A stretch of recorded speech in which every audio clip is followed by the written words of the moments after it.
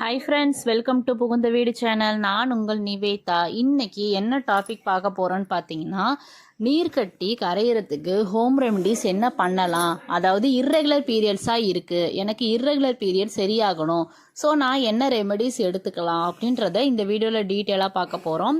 அதுக்கு முன்னாடி நம்ம சேனலில் சப்ஸ்கிரைப் பண்ணாதவங்க சப்ஸ்கிரைப் பண்ணிக்கோங்க. என் ஃபோன் நம்பர் நான் ஸ்க்ரீனில் கொடுக்குறேன். உங்களுக்கு விருப்பம் இருந்தால் பர்சனலாக ஜாயின் பண்ணிக்கோங்க, இல்லைனா இக்னோர் பண்ணிக்கோங்க. அப்புறம் நம்ம சேனலில் கம்யூனிட்டி போஸ்ட் வந்து ஷேர் பண்ணிகிட்ருக்கோம்.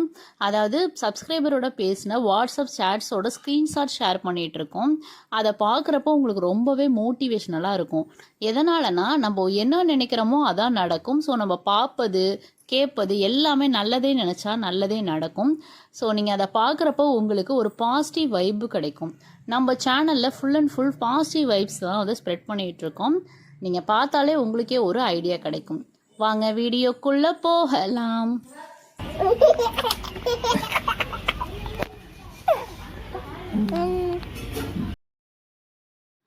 ஸோ நீர்க்கட்டிகள்ன்றதை பற்றி நம்மளுக்கு எல்லாத்துக்கும் தெரிஞ்ச ஒரு விஷயந்தான். நம்ம கர்ப்பப்பையில் குட்டி குட்டி நீர்க்குமிழ்கள் இருக்கும்.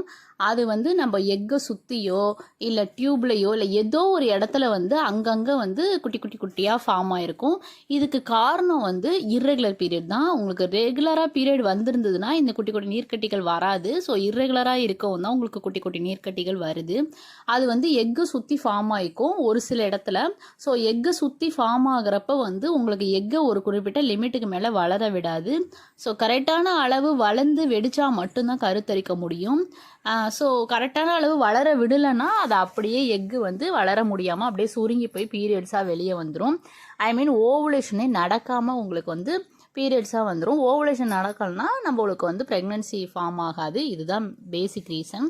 ஸோ இதுக்கு நம்ம நீர்க்கட்டி குறையிறதுக்கு என்ன பண்ணலாம் அப்படின்னு பார்த்தீங்கன்னா, டெய்லியும் காலையில் ஒரு ஆரஞ்சு ஜூஸ் குடிச்சிருங்க. வீட்டில் போட்டு குடிங்க, வெளியில் வேணாம். பழமாக சாப்பிட்டாலும் ஓகே. டெய்லியும் ஒரு ஆரஞ்சு ஜூஸ் மஸ்ட்டாக எடுத்துக்கோங்க. அது வந்து உங்கள் கர்ப்பப்பையை வந்து நல்லா சுத்தப்படுத்தும். ஸோ சிட்ரஸ்க்கு வந்து அவ்வளோ ஒரு பவர் இருக்குது. நீர்க்கட்டிகளை கரைச்சி வெளியில் யூரினாக வெளியில் வரத்துக்கு வந்து வாய்ப்புகள் இருக்குது. ஸோ அதனால் வந்து சிட்ரஸ் பழம் வந்து எடுத்துக்கோங்க.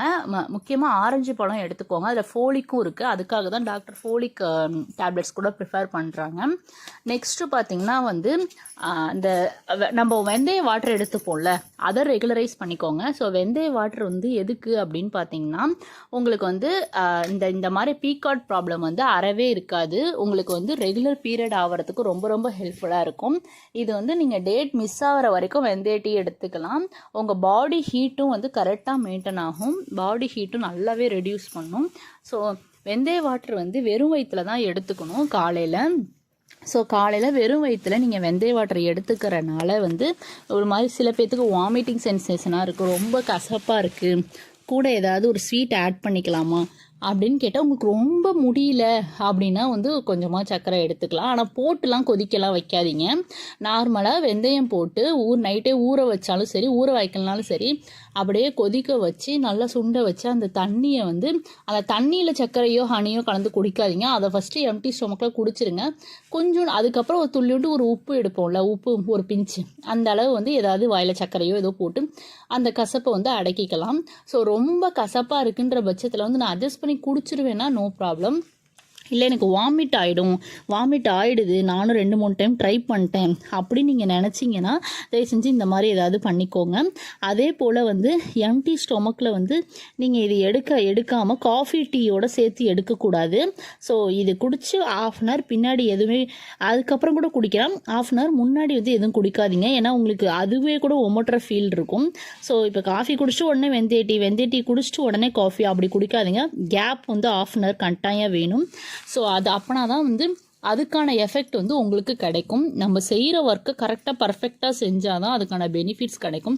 நம்ம ஏனோ தானோ நம்ம செஞ்சோன்னா அதுக்கான இது கிடைக்காது. நெக்ஸ்ட்டு பார்த்தீங்கன்னா 3 வேளையும் வந்து ஒயிட் ரைஸ் எடுக்கிறது வந்து அவாய்ட் பண்ணிடுங்க. ஸோ ஒயிட் ரைஸுன்னு அப்படின்னாலே மாவுச்சத்து தான். ஸோ நார்மலாகவே எல்லாருமே ஒயிட் ரைஸ் அவாய்ட் பண்ணுங்கன்னு தான் சொல்கிறாங்க. ஸோ ஒயிட் ரைஸும் ஒயிட் சுகரும் முடிஞ்சளவு அவாய்ட் பண்ணிக்கிறது நல்லது. மாவுச்சத்து நிறைஞ்ச உணவுகளை வந்து நம்ம கம்மி பண்ணி இந்த சிறுதானிய வகை உணவுன்னு சொல்லுவாங்க பாருங்கள், அதை நீங்கள் ரெகுலரைஸ் பண்ணாலே வந்து உங்களுக்கு அந்த நீர்க்கட்டி பிரச்சனை சரியாயிடும். அதே போல் இர்ரெகுலர் பீரியட்ஸும் வந்து உங்களுக்கு ரெகுலர் ஆகிடும். ஃபாலோ பண்ணிட்டு சொல்லுங்கள். இந்த வீடியோ பார்த்துட்டு இருக்கவங்க எல்லாருக்குமே பேபி இந்த மாதமே கன்ஃபார்ம் ஆகணும்னு சொல்லிட்டு நான் சாமிகிட்ட வேண்டிக்கிறேன். Bye friends.